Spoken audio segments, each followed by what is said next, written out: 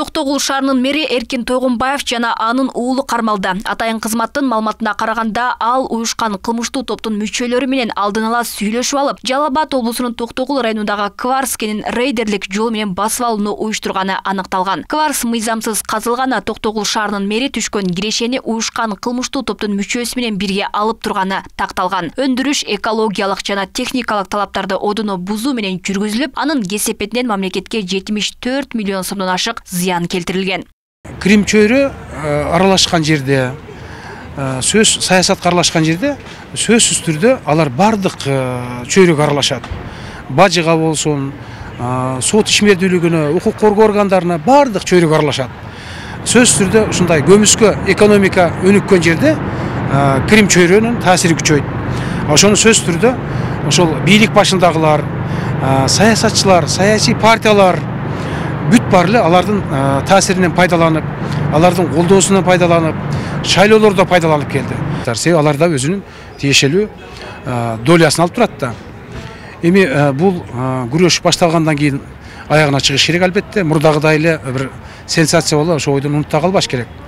Токтогул шаарынын мэри криминал менен байланышта болуп кармалган биринчи аткаминер эмес. Буга чейин Көлбаев менен байланышы бар деген шек менен Өзгөн шаарынын мэри Дамир Моголдоров кармалган. Мында сырткары Ошто жана Кара Сууда бир катар жетекчилер Көлбаев жана Матраимовдун мафиясына тиешеси бар болгондугу үчүн өз арыздары менен кызматтан кетишти. Алардын арасында эң жогорку кызматтан президенттин Ош облусундагы ыйгарым укуктуу өкүлүнүн орун басары Рустем Манапов дагы бар. Буга өкүл Элчибек Жантаев комментарий берип, каралар менен байланышта болгон аткаминерлердин аракетин сындаган. Албетте туура эмес, мамлекеттик кызматта болобу же муниципалдык кызматта болобу мындай чөйрөдөгү адамдар менен байланыш болгону өзү туура эмес.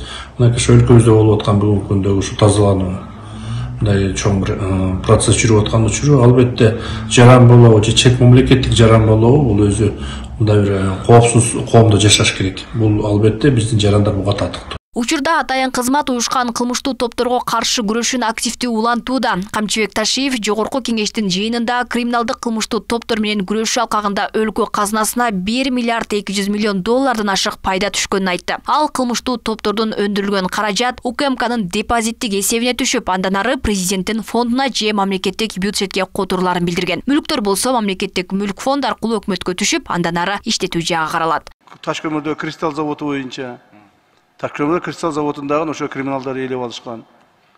Чоң-чоң ишканалардын бардыгын мамлекеттеги. Чоң-чоң мындай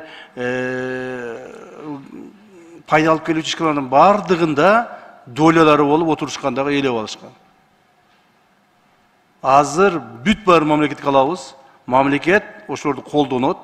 Мамлекетке в общей сложности приблизительно на миллиард 200 миллионов долларов имущественные финансовые средства алып атабыз. Кече эле бир чоң ишканадан Көлбаевдин 10 миллион долларлык 10 миллион доллар финансысын таап чыктык. Мына кече алар чакырып, ошолор өздөрү добровольно өткүзүп беришти.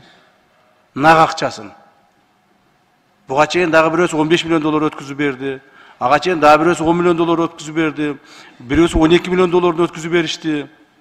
Бирөөсү мына азыр айтып атабыз 30 миллионду бересин деп атабыз. Ошол, то есть ушундай чоң-чоң ишканал, прибыльный ишканалардын бардыгында алардын долялары болушкан. Буга чейин УКМК жетекчиси Көлбаев Матраимов мафиясына байланышы бар 70тен ашуун адам мамлекеттик кызматтан кеткенин жана мындан ары да тазаланаарын билдирген. Ташиев уюшкан кылмыштуу топтор коррупционерлер менен тыгыз байланышып жүргөн мамлекеттик кызматкерлерге айоо болбой турганын белгилеген. Алмагүл Эркебай кызы, Роза Ахматжан кызы, Адилбек Абдакимов, Ош ТВ.